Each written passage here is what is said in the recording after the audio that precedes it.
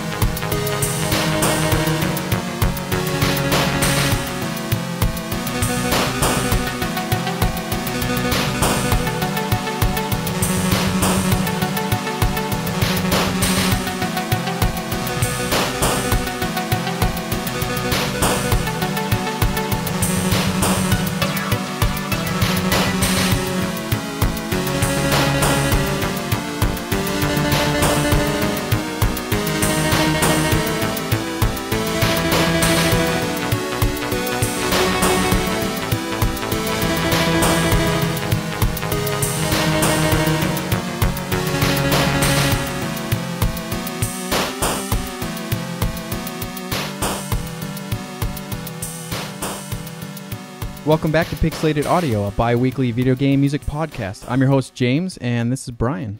Hey, how's it going? The track that brought us in today was from a game called Deity Quest, and the track was called Vysara's Proving Grounds, and the game was out on PC, Mac, Linux, and Android. And with us today is actually the composer. His name is Chase Bethea. Chase, could you go ahead and introduce yourself? Hi, I'm Chase Bethea. I'm a video game composer, and I love video games, and I'm happy to be on the show. Thanks for having me. Oh, no problem. Yeah, thanks for joining us. No, it's really cool. And this track is really cool. Could you tell us a little bit about yourself, actually?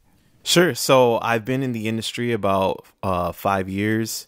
I was basically doing freelance for the past 3 years, and I just wanted to do video game music. I did a lot of research when I started school back in 2009 to go to college and got classically trained.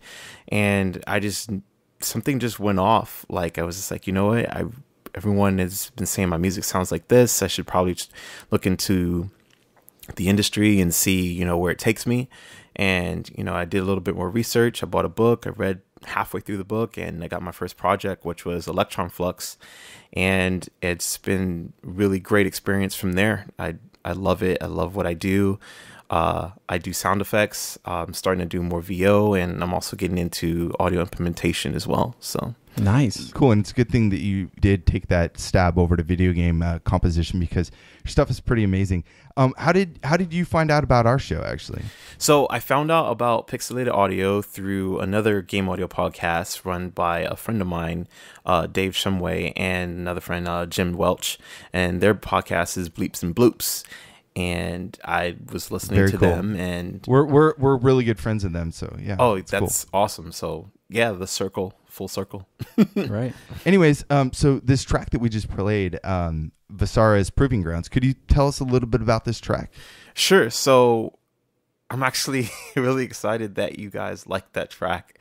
It's not a very popular track, but it's actually one of my very, very favorite tracks out of the entire soundtrack. And Vysara, it wanted to portray the character of her being, she's a god in the world and of Aberos, and she comes to you as, you know, a young godling with puzzles. And so she's very charismatic, but she can be condescending at some points because she is an accomplished god in the game. So with the track, I wanted it to feel kind of Yu-Gi-Oh-ish, since we were dealing with the... I get that because the game is kind of like this, kind of has this Pokemon feel to it. Yeah, it was inspired by Pokemon and like dramatically inspired by Pokemon. It was one of the reasons why I was like in love with that so much, because I'm a big Pokemon fan, at least up to Gold and Silver. And so yeah, with Vysara's Proving Grounds, you're in her proving grounds or her environment, and she's challenging you and asking you questions about the world to test your knowledge, to see if you have what it takes, you know, to be a god in her grounds, to prove yourself. And so I just went with this very exotic sound that I could possibly create, and I ended up creating like all those, most of the, I should say, sounds from actual patches, like no preset patches, created all the preset, not the preset patches, but like the sounds from Silent, and just worked it around there. And I remember getting a little stuck on the track, and then something happened in the middle of it, and I was like, yes, like that's exactly what I wanted. That's the sound you were going for. Yes. That's very cool. And so because I didn't know what was happening, and I was like, I don't know if the developer is gonna like this, and he totally liked it, and I was super happy. And I love that track to this day. You know, this track, if when you first start playing it, and we were listening to it just you know, as we came in, there's a lot of this background noise, and it's like this kind of like scratchy humming kind of noise, and at first it throws you off. You don't feel like it's not like a comfortable feeling, but then you get these really like exotic, like you were saying, exotic kind of echoing, like calling back and forth of different sounds. Like there's this kind of quiet, I'm not sure if it's a piano or what instrument it is, but it's like this quiet kind of calling instrument, and then you hear like this return. So it's almost like two different instruments kind of talking back and forth. And I think that was what made me really enjoy this track. And see, for me, like when I listened to it, the first thing that I noticed is that this actually to me felt almost like a track flipped backwards, where it had a really heavy beat and it was very intimidating. But normally I feel like the melody and stuff like the higher notes play on top of the beat, and the beat's more in the background, like the heavier notes are in the background. But for this one, I felt like they were actually in the foreground. They were the dominant sound in the song, and to me that gave it this very intimidating, kind of uneasy feeling as it kind of ramps up and kind of cranks that tension a little bit more. So I thought it was very cool. To me, it felt kind of like unique compared to a lot of the songs that we hear.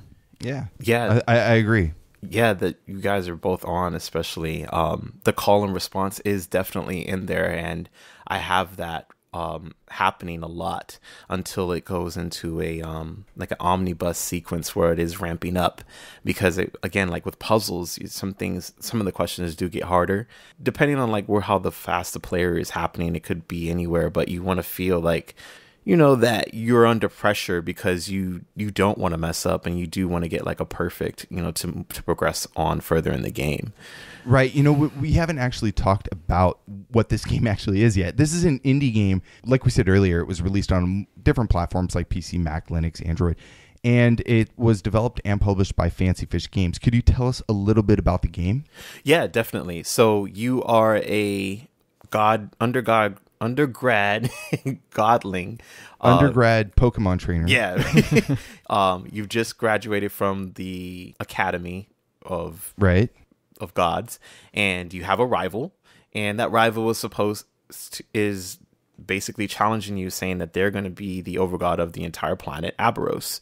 And so your job is to prove him or her wrong. It depends what character you choose. You can be a guy or a girl, and you can either be an evil god or a neutral god or a good god. And so based on exactly what you choose, the story will form around, you know, what you've chosen, kind of like exactly like in Pokemon. If you choose Bulbasaur or Charmander or Squirtle, the situation of battles will determine what you do and how other gods will treat you. So sometimes with your goal is to gain as many followers on this planet as possible, for the followers to worship you and them to be on your side, but you can have your followers fight for you while fighting other, strong entities and gods that you'll come into play. It's a lot more deep than I expected. I was just watching like Yeah. a few of the trailer videos for it, and because I haven't actually played this myself, and the game actually looks fairly basic. Like, it reminds me a lot of, I might be dating myself here, but like these early, I think Mac or PC games, like where they were called Yipe, I think it was, and it's like the sprites aren't actually animated. Am I correct on that? Yeah, that's correct. Okay, so you move around like the world map or towns or whatever, and you have these very static characters, and that really reminded me of these early like PC kind of RPG style games. Yeah, the developer was really, really strong in that sense of keeping it that way. He was, he didn't really want to deviate from that too much. He felt strongly that should be the style. And so, yeah, that just stuck, I guess, and he just shut the game with that. So, yeah. So why don't we move over to another track? Cool. Ready? So, so the next track that is on our list here is a track that I picked out, and our expansion packs are kind of like that. We just kind of we each pick some tracks. Chase picks some tracks, James picks some tracks, I pick some tracks, and we're all going to kind of play those in kind of like a round table kind of thing. So the next one that I picked is from a game called Aqua Kitty Milk Mine Defender. So let's fire that up, and we'll be right back.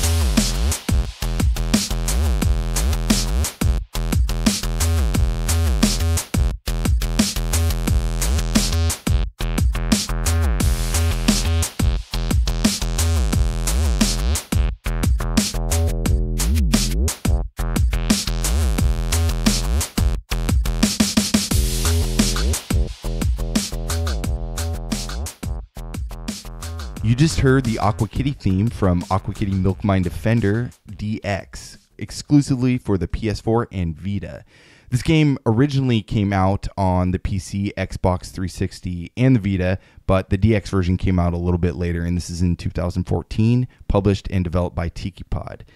What are your thoughts on this? Oh man? my god, that pretty is cool stuff, so right? awesome! Like, and then you just said Vita. I've been wanting to get a Vita, so this is definitely on my list. This now. is my first purchase on the Vita. Nice, very first one.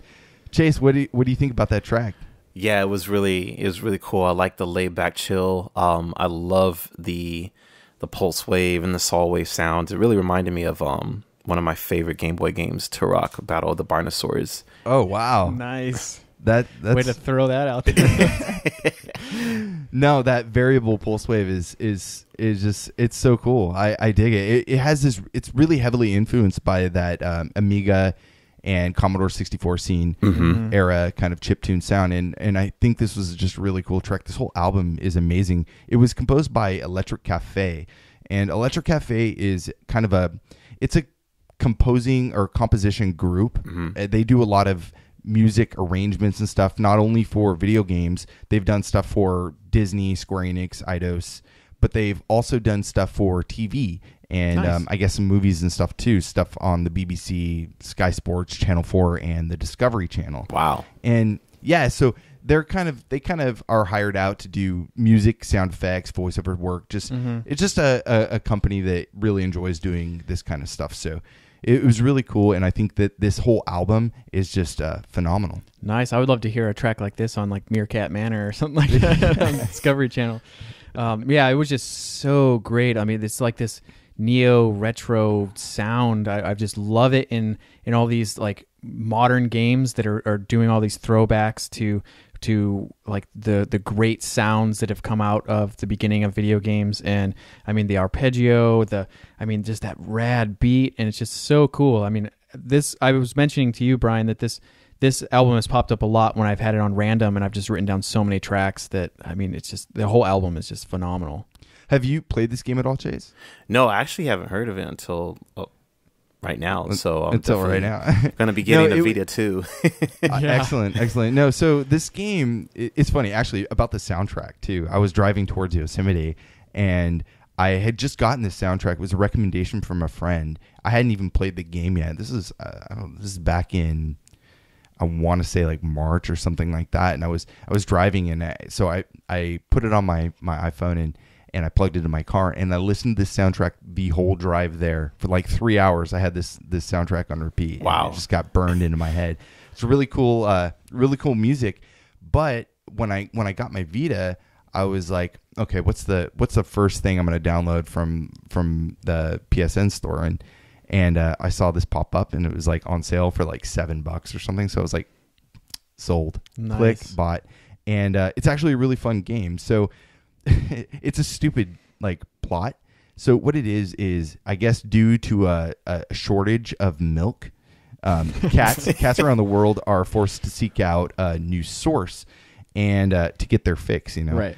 And so your team of milk mining kittens have to overcome the fear of water and drill down in the ocean and start extracting reserves of what seems to be naturally forming full fat milk. Nice. Full fat milk, not 2%. Not the 2%. No, this is full fat. Fat free. Yeah. So you have to blast through like a bunch of different like sea monsters, and it's like a side-scrolling shooter where the sides are like continuous. So you like Pac-Man style, where you go on, if you go too far to the left, it kind of just continues over to the right. So you have this map, and it's a side-scrolling shooter. It's really fun. No, it looks awesome. I would imagine that something like that would fit great with this music and work really well on the Vita. So right, and the game has a ton of content. There's like for the PS4 and the Vita, when they released the DX version, they had like trophies, online leaderboards. There's like a ton of different levels, and there's also 2-player co-op, which is really cool. Well, when I get my Vita, we're gonna be trying that out. Oh yeah. It's a really cool game. So far from what I played, I highly recommend it. But our next track, Chase, it's a track that you picked out. Could you go ahead and introduce this track? Yeah, sure. So I have up next a Final Fantasy Legend 2 track, or Saga 2, depending on what region you're in. Right. Awesome. It's called Saving the World published by Squaresoft, and the composers are Nobuo Uematsu and Kenji Ito.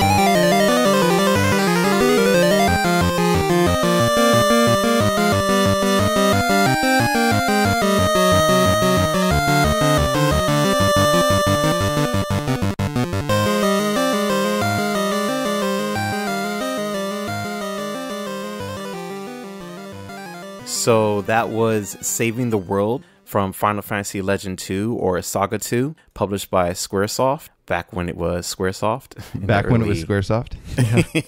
Now known as Square Enix. The composers are Nobuo Uematsu and Kenji Ito, but that specific track, I believe, was composed by Nobuo Uematsu. It sounds like a very Uematsu track. Yeah. This is cool because we're throwing a Game Boy game into the mix, and I think that we're really big Game Boy fans. So. Oh, Game Boy has my heart forever. Yeah, that is what I grew up on. That was my first system, really. So yeah, I think that was my first system too, actually. So why did you pick this track? So yeah, let's go back. I would do the sound test on this game. I had this game, and this game is really close to my heart because I love this game so much. I grew up with this, and I don't even remember how I got it. I think someone had bought it for me. One of my parents and my grandparents had bought it. Okay. And I mean, I had beaten the game, but I love this song so much, and I would do the code for the sound test on Game Boy and just have this play on end. And I have, if you know me, if you're a long-term friend of mine or whatever, you'll know that I do not care about repeats. I'll listen to songs for 3 weeks straight on repeat just with no problem. Nice. So this song is I'm great. guilty of that as well. Yeah. I think to be on this podcast, you have to be a little guilty. Yeah.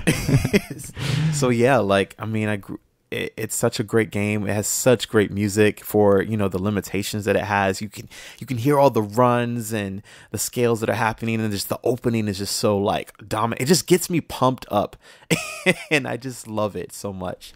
Yeah, we talked about Game Boy sound in our Kirby episode, and how there's the 4 different channels, and it still amazes me every time I hear a Game Boy track to see what the composers are able to pull off with such simple hardware and do something still very unique and very outside of the box for every track, especially in this game. I played this game myself too, and I actually played a lot more of Final Fantasy Legend 1. Oh, and so started that.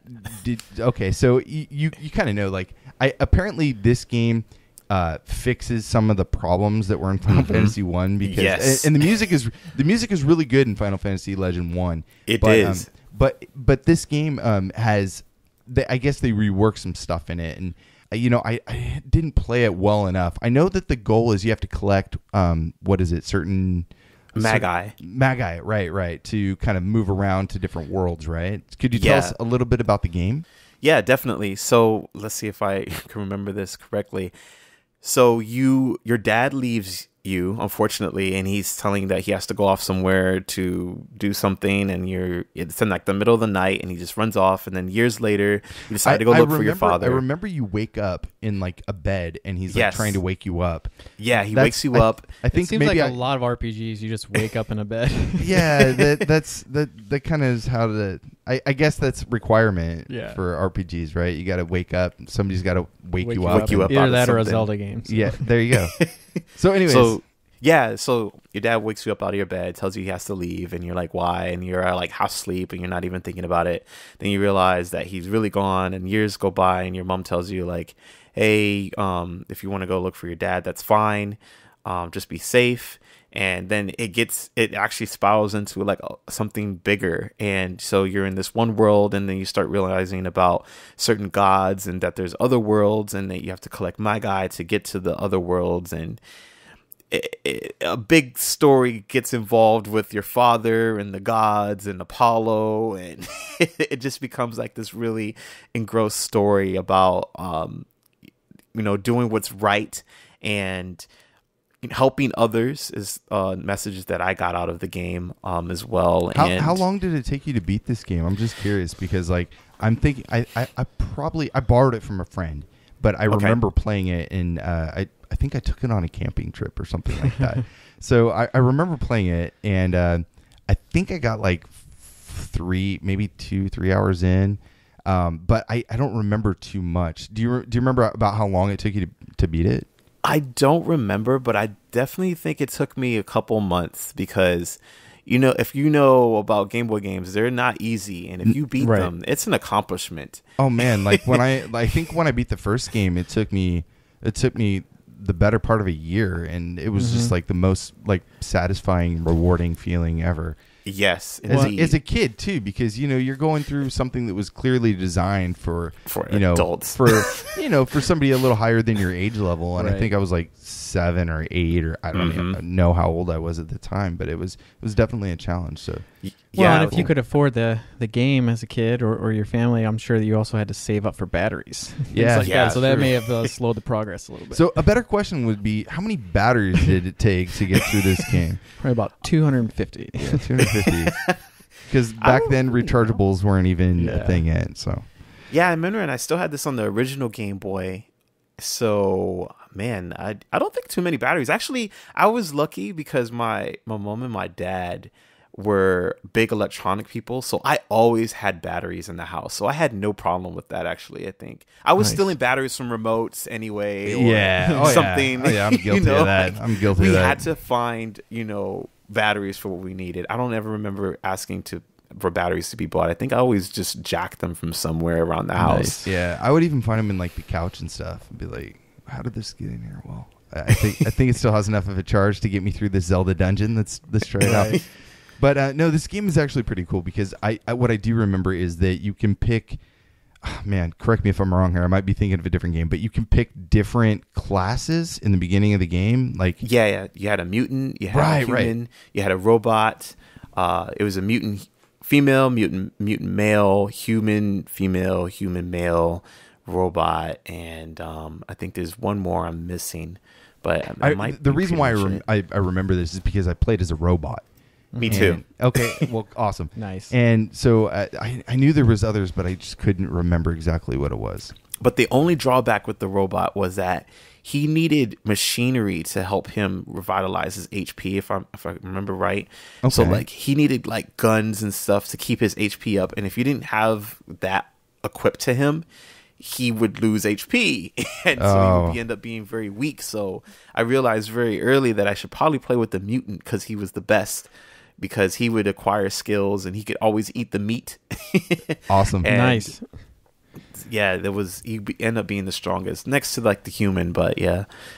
It's a very cool track, and I'm glad you picked that. Right, and actually, before we move on, let's mention some of the games that the composers have done because they have such a huge list of amazing stuff. I mean, Uematsu has pretty much like every Final Fantasy game. I mean, it's just nuts. Like the amount of music that he is probably the godfather of game music. I think he is like Well, not only is like Final Fantasy series like some of the most amazing music, but it also has some of the largest soundtracks out there. And then to see that, I mean, he's worked on pretty much every one, including, you know, like recent ones too. So I mean, it's just nuts to see the amount of music that this guy's probably produced is just crazy. But then there's also games like Last Story, Fantasy Life. I know that's the one that you and I really love. He did. I don't know if he did all of the composition, but I think he did a good chunk of it. And that game has amazing music. Yeah, it's an excellent game. And then Ito also has an amazing list. He did. I know he did the first Final Fantasy Legend game and this one. Right. And he actually went on to do the rest of the sagas. Yeah, he did all the romancing sagas, right? So right, and then you also have Final Fantasy Adventure, Chocobo Racing. And he also was responsible for all the Mana series games. Am I right? Not Secret of Mana, but I think Children, Dawn, and Rise of Mana. Okay, yeah, and then also some Shimigami games like Devil Survivor 2. Okay, so it's just like, I mean, all those games are known for just amazing music. So right. I mean, these are two huge heavy hitters, and like you said, the Game Boy is just such a great system for sound. I mean, with its limitations, how early it was, it being compact and stuff like that. I mean, it's just nuts. Like I couldn't believe it. I missed out on the Game Boy, and coming back to it years later, I mean, my mind was blown at the amount of sound and the amazing tracks that would come out. And this is just another amazing track. So I don't know about you, Chase, but I played a lot of Game Boy because when I played games and stuff, I was usually around adults who didn't want to hear the games I was playing, so I would be playing with headphones. So I got to experience a lot of my Game Boy titles actually in this, you know, in stereo sound. So I'm not sure, is that how you played a lot of the early Game Boy games? Yeah, I mean, I had the opportunity to do both. I could have the headphones when if I was around my grandmother or my mom or my dad and they didn't want to hear it, I could hear it that way. Or sometimes I'm an only child, so I would have the luxury of actually like being in my room and it just being on blast and just jamming out. Yeah, so what I had to do was I had to use headphones so that nobody knew I was still playing when I should have been sleeping. So for me, it was like a disguise kind of thing. I have those too. For me, I asked for the Game Boy for Christmas, and I remember you could, like, if I stayed at the top of the stairs, I could hear my parents wrapping presents the night before Christmas. And I could, my dad was big into games, and he would always try everything out. So if we ever got games, they were already open. And I remember being at the top of the stairs and hearing him turn on the Game Boy. I was like, oh my God, we got Game Boys. I'm so excited. And then we opened on Christmas. I opened and it's a Game Gear. And because my dad was like, oh, it was in black and white. Poor kid. We decided just to switch it. And I was like, me and my brother were going to get our own Game Boys, and then the Game Gear, I guess, was more expensive, so we had to share it. So I ended up missing out on most handhelds because I just really wasn't into the Game Gear. So I was just like, I'm just going to stick to consoles. And now I look back and I miss so much. So that Christmas could have changed my life. That's crazy. Like the total opposite happened to me. Yeah, kind of. Like, same here. Not really. But my first introduction to Game Boy was my cousin Ryan came up from Barbados, and he had visited us in Chicago, and he had the Game Boy, and his game was Donkey Kong. And I begged my grandmother, I was just like, please can I have a Game Boy? Please can I have a Game Boy? Please can I? And I begged her so much, like she finally just broke down and got it for me. And I got the same game that he got, which was Donkey Kong. The original, the Donkey Kong, Game Boy Donkey Kong? That's like one of the best Donkey Kongs ever, too. Right. Yeah, it's a really good one. If you have a 3DS, you can get it on the eShop for like $1. Yeah, I have it. Yeah, it's really good. It's so good. But yeah, my best friend had a Game Gear, and I was just like drooling over that because he was like, look, I can play the SaGa games on this Game Gear. And I was like, can I please take this to show and tell? Like, I promise I'll bring this back. And he's like, I don't really know. And I'm just like, please, please, please. So if you had a Game Gear, like, you were rich and you were cool, because having the Game Boy apparently was just like how your dad's like, oh, it was in black and white or whatever. But having the Game Gear was like, dang. No, it was cool at first, but it kind of wore off when I was just like, oh man, these games aren't really that fun. These aren't really that Joe good. Montana football and like Spider-Man Attack of the Sinister Six. And I was like, this is terrible. And you had to play Sega games on it. That's why. Yeah, and the battery life was. Oh yeah, I was just plugged was, into the wall. I didn't have batteries. The batteries in our remotes were already run down too. So anyway, moving on. My track is going to be from a game called Xexyz, which I know Brian loves. Yes. The track is called Stage Theme 1. So we're going to listen to that, and we'll be right back.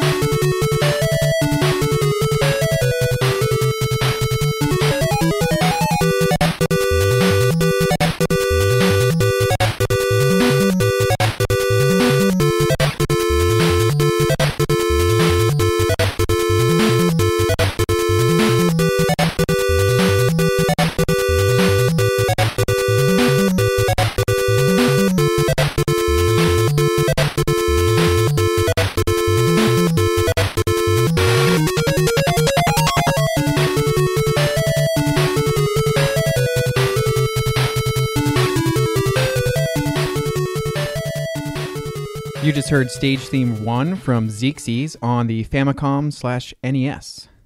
Very cool track, dude. I love it because I grew up with this game. Yeah, I know. When we were getting ready to start this episode, I had mentioned to you that I had a Xexyz track, and you're like, oh my God, I played that game so much, like a ton. And of course, I've never played it at all. Yeah. So actually, I got this game. Well, you know what? Let's save this. I got a little story behind it, but this track is very iconic to the game because right when you start the game, you hear this song because it's the first level, and you know this song was it gets very. This melody is very, very catchy and it sticks with you, and I think that like for me.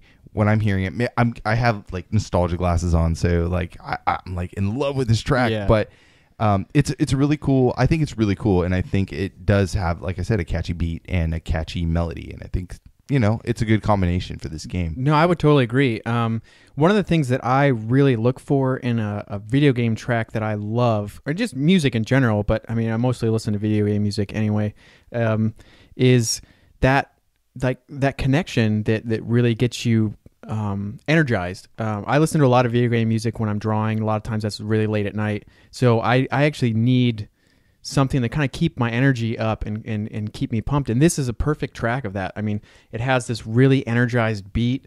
The melody is just awesome. And I mean, no matter how tired I am, like I'm just tapping my toes. I'm just like really kind of bobbing my head to the music. And so really, this is a type of a game that I would love to hear the music in context and actually play it. I mean, I have access to be able to play it, so I really want to pop it on. And just the things that I've learned about this game just sounds really interesting. The fact that all the odd number levels are a side-scrolling 2D action platformer.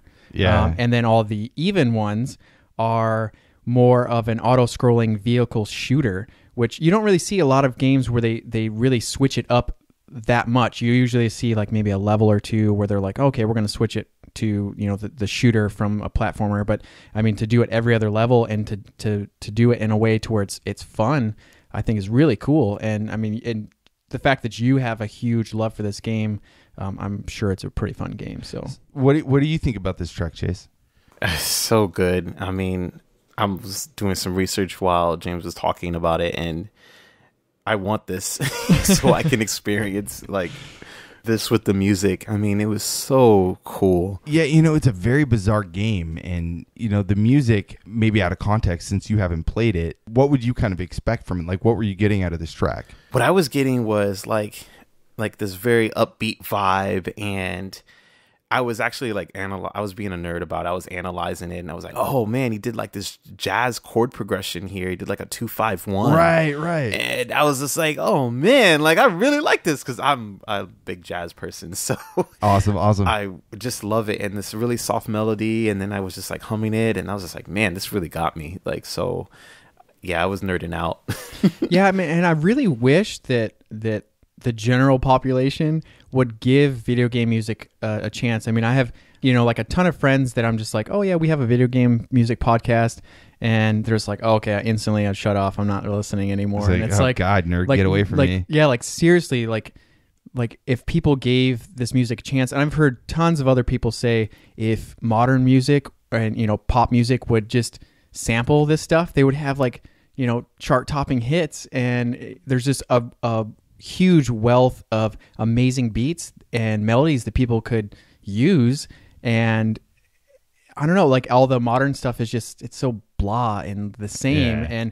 And all these retro tracks are just so unique and so different. And they really do that thing where, you've played this game and you hear this one track and it sucks you right back to that game. I mean, it takes you right back to sitting in front of your TV as a child. And I mean, I don't know. That's one of the things that I think is amazing about music, that it has that emotional quality attached to it. And I would just love to see more people tap into that. This is a very strange game, and I think this track too. I know it in context, so maybe it's a little different for me, but it's a strange track actually. It kind of fits with the game. The game is very bizarre. I played it a lot. So when I got this game originally, I think it had been out for a little while. Mm-hmm. It had been maybe a year or so. Yeah, it came out in Japan in 1988 and then in the US in 1990. So that makes sense that it could have been out for a little bit. It was a Hudson Soft game, right? Yes, Hudson Soft, developed by Atlas. Okay. And that kind of shows. It is kind of combo out there. is a great it's a great combo. It's a good combo. And anyways, so I picked this up, and I think it was on sale at, I believe, Toys R Us. And I'd saved up and stuff like that, and I wanted to get something, and it was between like a Ninja Turtles or like a game. And games for the NES around this time were pretty pricey, like $50-$60 at least. Yeah, I think people forget, like people complain about how expensive modern games are, and it's like I'm pretty sure older games were more expensive actually. There's like some Super NES games I remember that were like $80, $90, yeah. Wow. That's crazy. Yeah, so this game I picked up, it was like on sale for like $30. And I really knew nothing about it, but I looked at the back of the box, and as a kid, like, yeah, you judge everything by its cover, and it looked really sick. Right. So I was like, okay, I'll pick this up and go home. And I fell in love with it. It was like, it had everything I liked. It had like vertical shooting elements, it had platforming elements, a little bit of RPG action adventure elements in there. It had these really bizarre boss battles where like you would be shooting a boss in this like random room, and like a girl would come out of a bathtub, and she would it was like a Japanese style bathtub, and it would like steam would be everywhere, and she'd be like, "Thanks for helping me out. Here's a power up." It was the most bizarre game, and those are the best. Yeah, and I remember I found a Nintendo Power, I believe, that had information on the game. I gotta look and see what Nintendo Power that was, but it was a Nintendo Power. Some kid was it was floating around school somewhere, and like at recess we were all checking out Nintendo Powers and then playing Foursquare. So Foursquare. So I ran into this game, and I was like, oh man, I know this game. And then I learned some secrets and like different like boss battle strategies, right? And it was just a really bizarre, off the wall kind of title. And even to this day, like I remember it. The main character in the game is named Apollo, right? And Apollo, because I played the game so much, like I fell in love with that name. And so like subsequent games, like not part of the series or whatever, but like later on games that you got to name your character, I would name them Apollo because of this game. So yeah, it was a really cool game, and I have a lot of good memories of it. So right. And the composer for this game was Hirohiko Takayama. I mean, he has some amazing games. See, I'm not familiar with this composer, so go ahead and... I'm sure you're familiar with some of the games. We have Karate Kid for NES. I still don't know Friday that the music. 13th. Okay. Adventure Island 3. Adventure Island 3. And Excellent. Bonk's Adventure, so that's some of the NES Famicom titles, and then Lemmings on the Genesis and TurboGrafx CD. So I mean, there's some pretty cool stuff in there. Yeah, I know.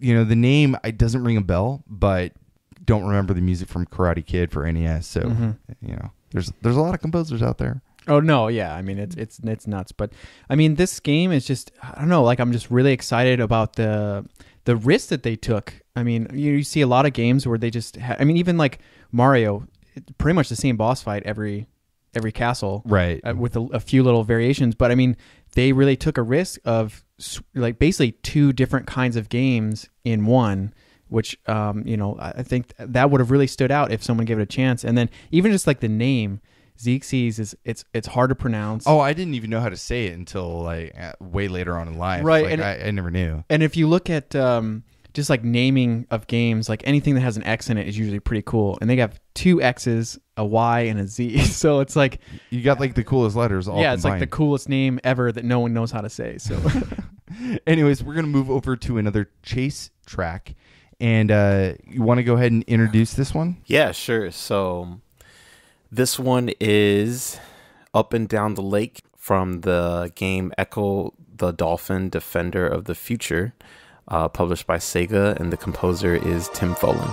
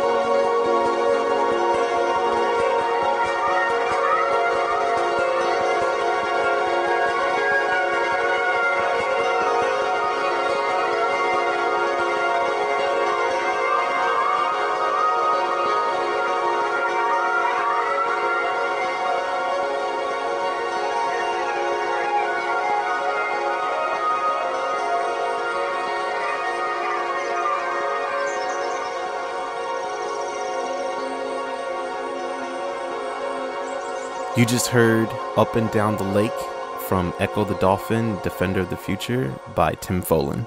This is, kind of exactly the type of track I would have expected from this game. Very kind of spiritual and environmentally like focused. Like, I don't know, I got this really good feeling from it. This is actually very different from a lot of the stuff we played this episode. So why did you pick this track? So my girlfriend introduced me to this track when she put on the game, and I'm a big Ecco fan. Like from the Sega Genesis, I had Ecco 2. Right. She said, "Did you ever play this?" And I was like, "No, I haven't." And she's like, "You have to play this, and the music is amazing." And usually when people say like, "Oh, the music is amazing," you're like, "Yeah, okay, well, we'll see." and I think it took her a couple times. I think the second time I was just like, "What is this?" And she was like, "This is what I'm talking about." And I just like I got up and I just started researching who did the music, and I found this amazing composer called Tim Follin, and you found a good one. Yeah, and I just this track is just, it just makes me feel great. I'm so lost for words every time. It's just, you don't know where it's gonna go, you don't know where it's gonna take you, and it's everything like you said. Like it has this exploring feel about it, and most soundtracks sometimes, like it's this nowadays, and I think Barry Leach was talking about this, was like there's melodies and then there's atmospheric music, but for this to be atmospheric music, it still has like an underlying melody that, I was just gonna say that too. It has like it just has like this sound and this tone and this ring that it just engulfs you in the world, and it stands on its own, is what I'm trying to say. Like some game tracks stick with the game, it can only be with the game, but this just stands out on its own. As like you said, like if you played this for someone, I don't think they would think this went to a video game. I Right. really don't think so. Well, yeah, and kind of how it was mentioned before, that I really wish the general population would give video game music a chance, and more of a spotlight. Right? And this would be kind of one of those tracks to kind of ease them in. You know, like they would never, because I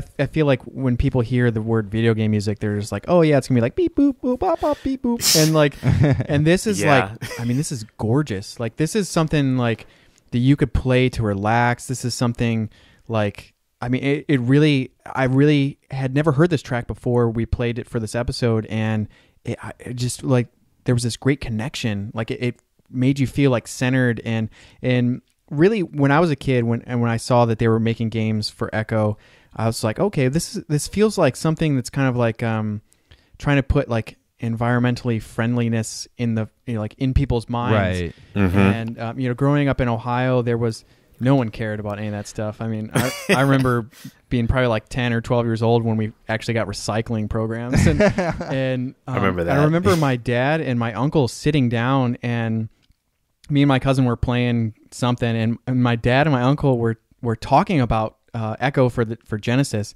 and how it was like, it was really odd to, because the idea of playing as a dolphin in the ocean, it just, I don't know, it just doesn't sound like that great of a game.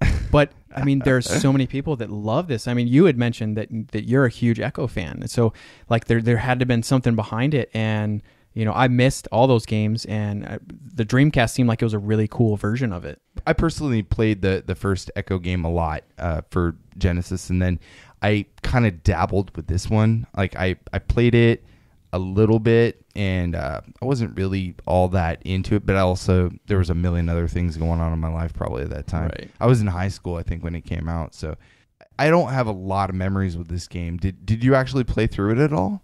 Yeah, I played it on the PS2, which I didn't know it came out for, because I do remember seeing it on Sega Dreamcast back in 99, and I'm not sure that's when it came out, but I actually saw that it came out in 2000, and then 2000, that's what when it was. the Dreamcast kind of went under, unfortunately, they decided to bring it to the PlayStation 2, and that was in 2002. So because it was at the end, like the trail end of the Dreamcast lifespan, right? So right, that makes sense now. Yeah, because I was really into the Dreamcast when I had saw it. But yeah, I did play it on PS2, and for me, like I said, coming from a Sega Genesis with the the 2D realm, to see it in 3D as in all its glory that it was just amazing. Oh, of course. How did I miss this? It is a beautiful game. I'll give it that. I think the draw distance being underwater, they lowered the draw distance, so it's almost like kind of like this fog. Yeah, it really helps. And when you're underwater, and I'm trying to remember, this is all from memory here, but I remember that you can see like whales and stuff, and as you get closer, they become more like the colors become more vivid, and you get this really cool sense of actually being underwater. And for the time, the Dreamcast was really pushing the limits of what 3D could do, because I mean, this is like, new system like the PS2 and stuff wasn't really what didn't really kind of explore all the stuff that they could do with the system and stuff yet. So the Dreamcast was kind of paving the way for the GameCube and PS2. And so stuff like this, even though this is at the end, it still really brought like this really deep level of 3D environments. And I thought that was really awesome.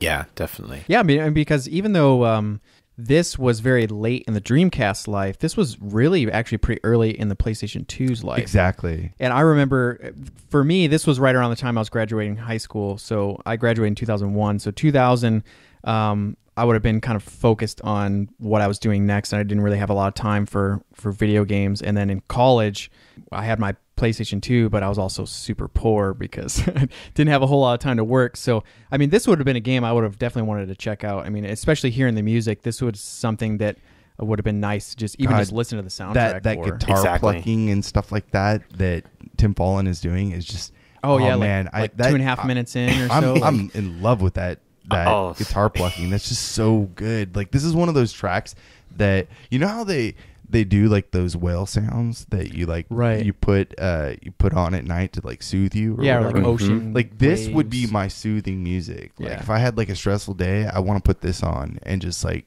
kind of melt into my bed. Well, I mean, if you see a lot of those like soothing tracks, I mean, like you said, whale sounds, the sound of the waves, those are all like ocean type things, and I feel like that might have been something that Tim Follin was thinking about, like incorporating something like that to have it feel like an underwater ocean. And by no means do I mean like this track is boring. Like, I don't mean that, because like whale noises are pretty boring. But this track has that soothing kind of that soothing essence to it. I think that's really cool. And when you mentioned the guitar plucking, I mean, the first 2 minutes of the track are very soothing, very kind of like meditative almost, and then that guitar comes in, and I would have expected like the rest of the track was going to be the same by that point, and then the guitar comes in, and you're actually surprised, and it's still very gentle, and I thought it was a really cool addition. Yeah, Chase, you put it really well actually when you said that you don't know what to expect in this track, because I got that feeling too.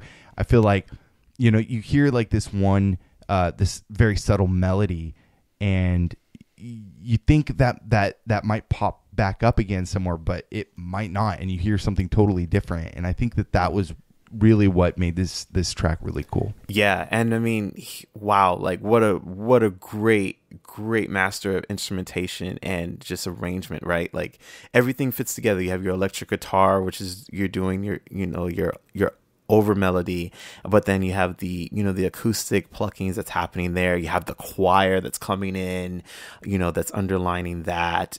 These big pads that are just, I mean, like he really like embodied the imagination of the ocean, and I mean, it's all there and it all works. Yeah. And it just feels good. And he has you in this one key and he drops you out of it, and then he brings it back with this like one like leading tone that happens. And I'm just like, oh my gosh, like this is definitely one of those songs I can tell you now that is on repeat for like over 1,500 plays.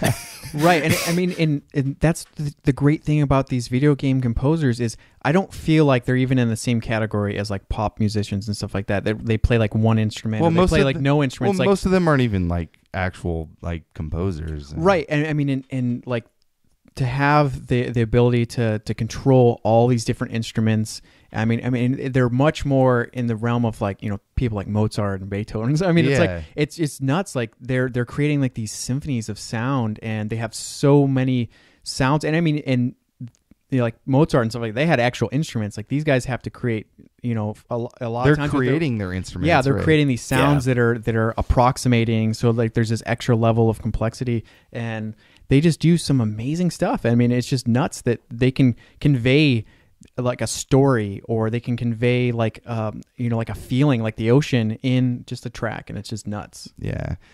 Anyways, we are on my track next, so I want to get that started. So the track that I picked out, and I have a specific reason why I picked the track out, but let's get it started. It's from PoPoLoCrois Monogatari, and the track is called Godliv Tunnel.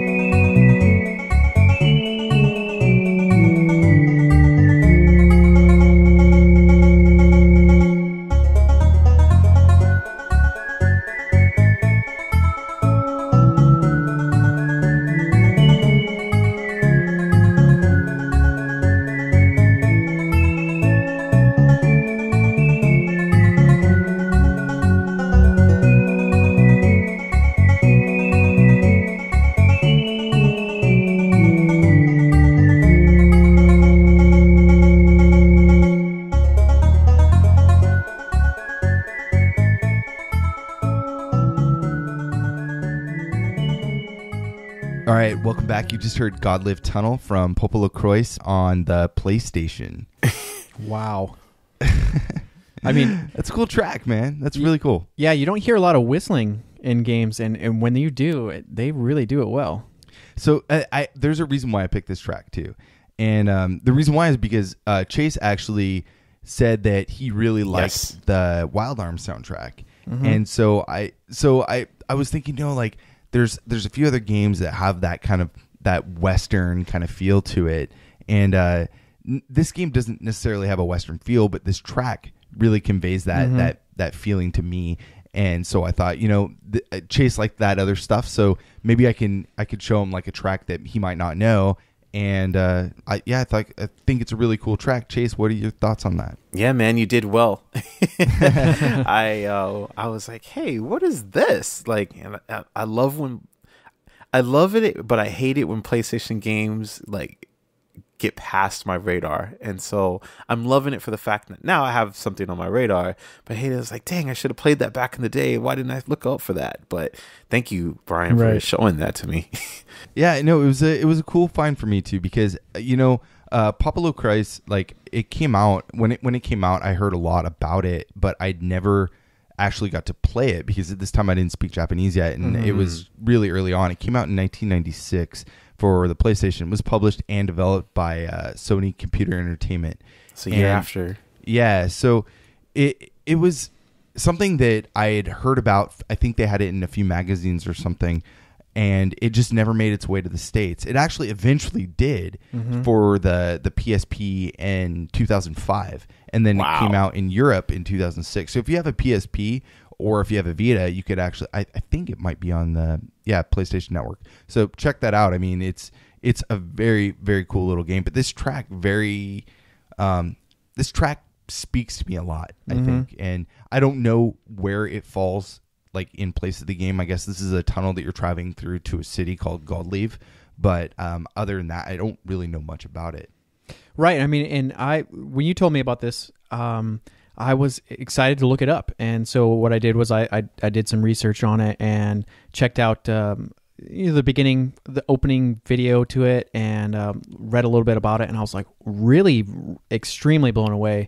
It's a gorgeous looking game. The music sounds awesome. It's a very adventurous feel, and it's definitely a game that I'm planning on picking up. I have a PSP, so I'm totally gonna pick it up and play this. But the music, especially, just really blew me away. Like, this was gorgeous. The whistling, it was very subtle.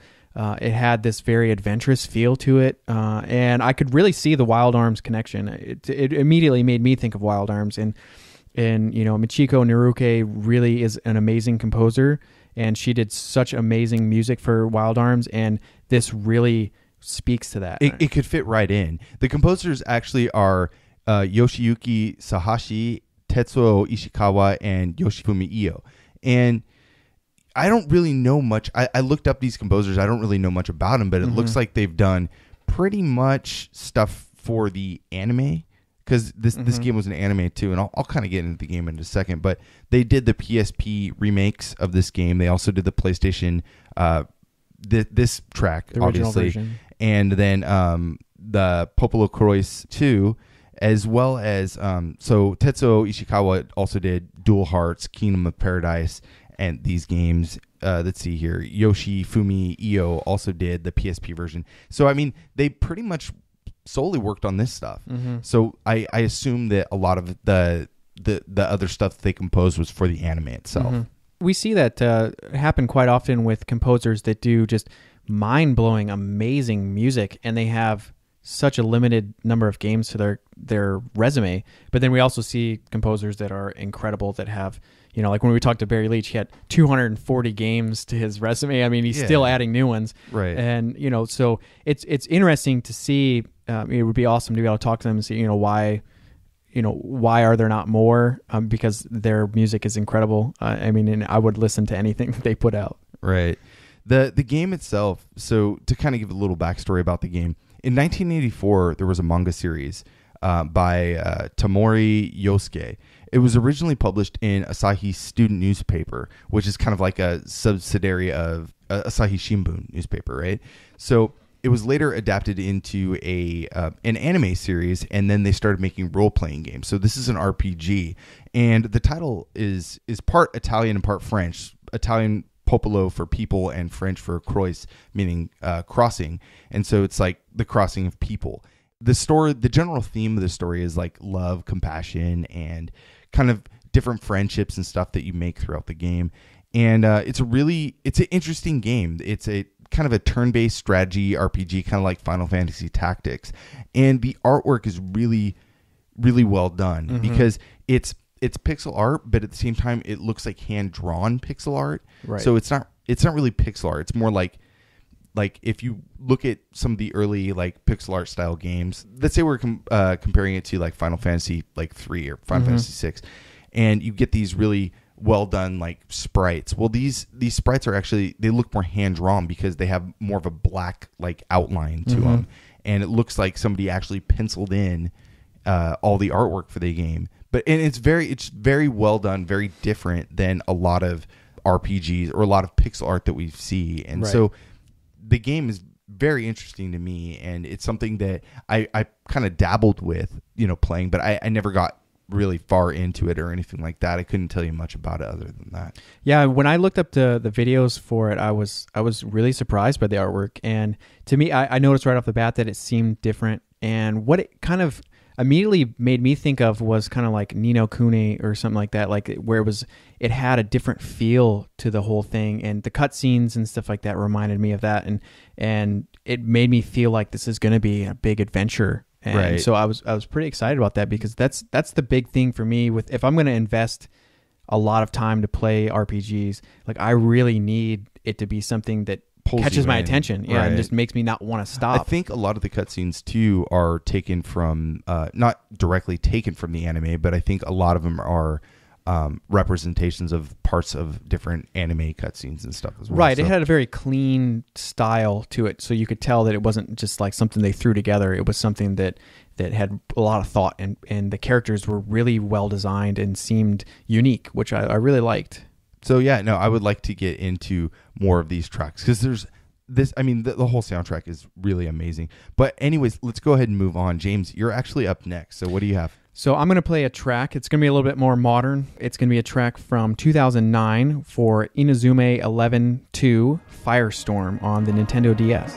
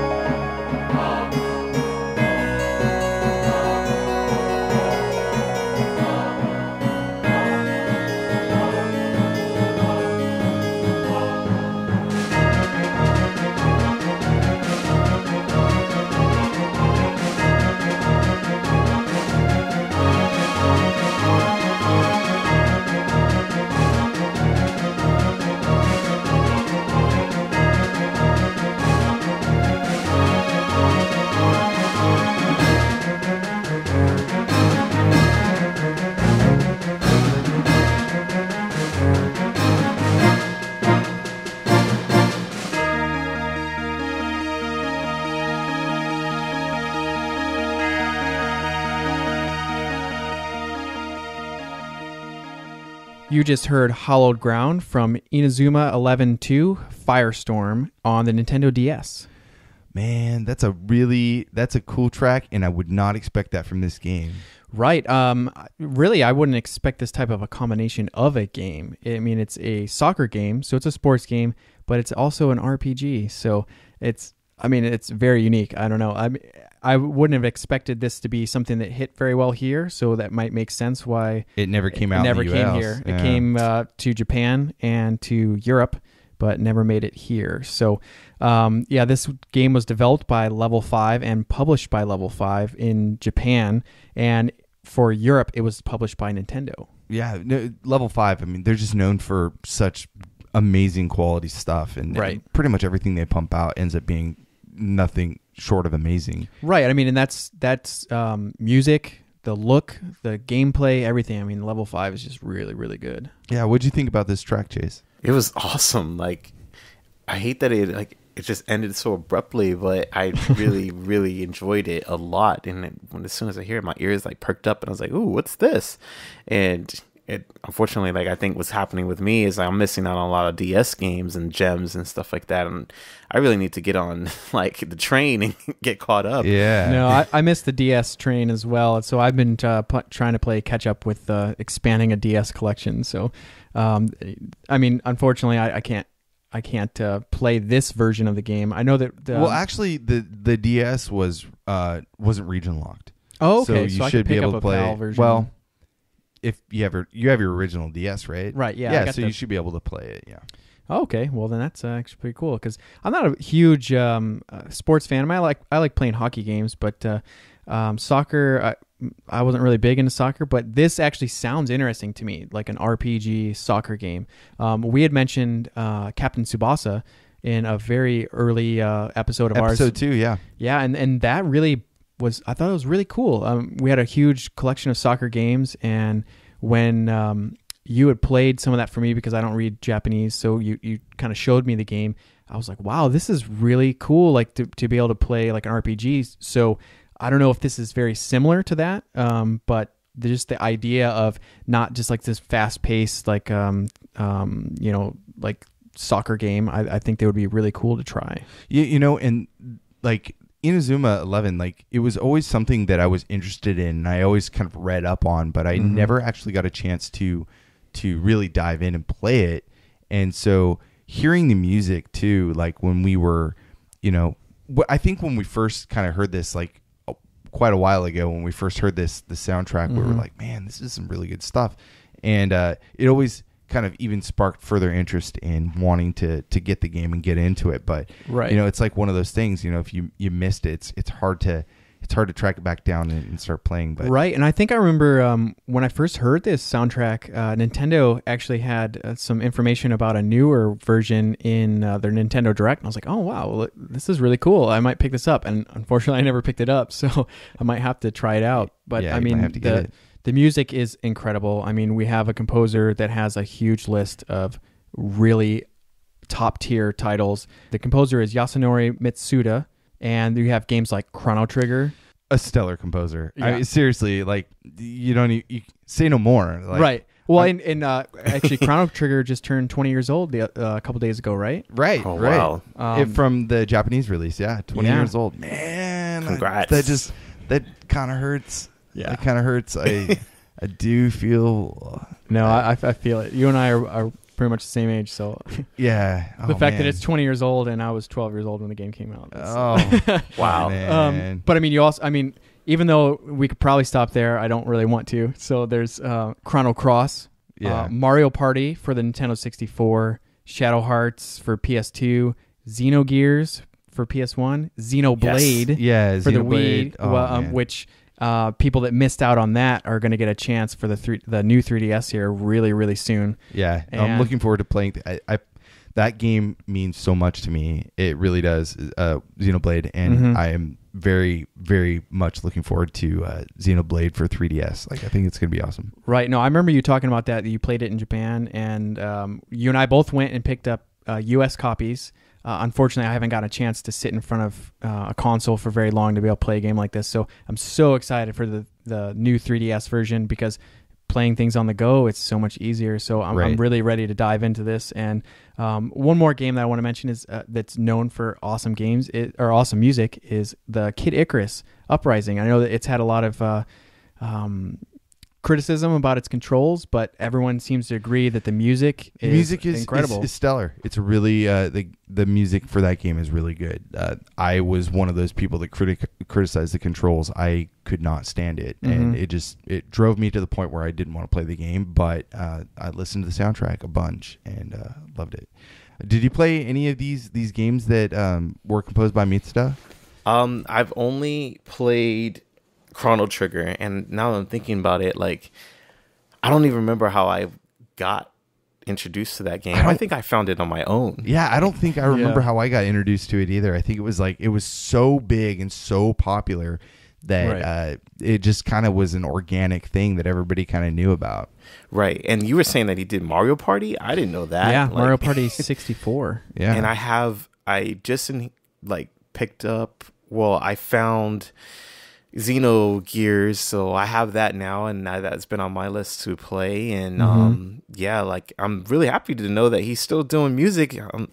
Some composers, they drop out or they stop or they just quit or something like that. But it's really good to see classic composers like him and Nobuo doing music still for games, and it's really inspiring. Yeah, I mean, when I research a game, I like to really hit the big titles that they did in the past. But especially if they're doing stuff now, I really like to pick up some of those tracks and mention that none of these games that we recently mentioned are that old. Kid Icarus is not that old, and I'm sure that he's actually working on some other stuff right now. So that would be great. Yeah, no, the music from Xenogears too is really good, and the game itself, I have a love-hate with that because there's some cool parts, but if anybody, if you're listening and you played Xenogears, then you know why I love and hate that game, because there's really well executed parts, but pretty much everything I think on the second disc is a waste of time. So it is. I love that you're so honest. Yeah, no, I mean that's the truth. Like, to be brutally honest, that game is it worth playing? There's some cool things about it. Yes, is it worth playing? You're going to waste a lot of time doing nothing. So it's like I said, it's love-hate, but excellent composition and some really cool stuff. And to get back to Inazuma 11, I just wanted to mention that this series has actually gotten so much popularity that there is a manga series based on it. I can see that. And there's actually an anime series, so which we actually saw with Captain Tsubasa too. So it's really cool to see that these games, not only are they unique for the genre of sports, but there's something that people really like, and you see it show up on different mediums. So I always really enjoy that, seeing games cross over to comics or manga or to anime and stuff like that. I mean, it's always great because then it's just a whole new way to introduce people into the game series. And then it kind of borrows back too, right? So you get, let's say a manga is made after like a game. Well, then maybe the next game will borrow some of the stuff from the manga that has maybe develop the story a little bit and progress the story a little bit further. So you get more complexity and more rich storytelling because mediums are bouncing off of each other for ideas. And I think that's really cool. And you get some new people interjected into the whole universe of that world, so they may bring some new ideas. And yeah, like you said, the characters or the story might get just a little bit more complex, and that just really adds to the level of complexity and great storytelling of the next couple games. So yeah, and even to add on to that, like, I love it when there's a crossover that happens. Like if I was watching my favorite anime and they bring it into a game, and most of the time I realize it really works out pretty well. Like games like Bleach and like a couple of the Inuyasha games, Claymore, Full Metal Alchemist. Like those are really well game. Yu Yu Hakusho for the PS2. That was a really good game. Yeah, that was really fun. They were great ports, and they really like took their time and seemed like, okay, this is how we want it to do. It has to function like this. These moves have to be signature. Like, and I was like, wow, this feels really good. And I'm so impressed, and I'm so happy that they just work out. Because, you know, sometimes, like, for example, unfortunately, movies into movie games. I know what you're going to say, too. Yeah. They don't always translate very well. They don't always translate. No, but you mentioned Bleach, too, and I thought it was cool because I thought that anime was pretty sick, and the games were always really well executed and very faithful. So. Right. I mean, you actually you watch animes and you think like, wow, this would make a cool game. Like I recently just watched the Netflix original Knights of Sidonia, and I was like thinking this would be a really cool mech game, like out in space, flying around, shooting stuff. And you know, it was a cool anime, and I just thought, why that'd be awesome. There's a game of this. I would totally want to play it. Right. And there probably is, but it's only in Japan. But then that's what makes you want to learn Japanese. Yeah. Anyways, we're getting a little long here, which was kind of the point of this show because, you know, we have an awesome guest with us today. So let's go ahead and wrap up. Before we get to our plugs, we had a little bit of unfinished business with the Lost Quest episode. Right. If you remember from that episode, we decided we wanted to give away a copy of the game to one of our listeners. So we have randomly selected a listener or a person that has applied for the game. So the winner is Richard B. from Arizona. So you'll be getting your game in the mail. Congratulations. Yeah. So anyways, you can visit us online. I hope you enjoyed the show. All of our notes will be on the website, pixelatedaudio.com, as well as the tracks that we played today. And we're also on Twitter and Instagram. So yeah, and don't forget Facebook. Oh, yeah, and Facebook. And so, Chase, if they want to get a hold of your music and purchase any of the tracks or the complete albums, where could they do that? They can go to chasebethea.bandcamp.com. They can go to amazon.com. They can go to Louder. They can go to Spotify, or they can go to iTunes. Very cool. Very cool.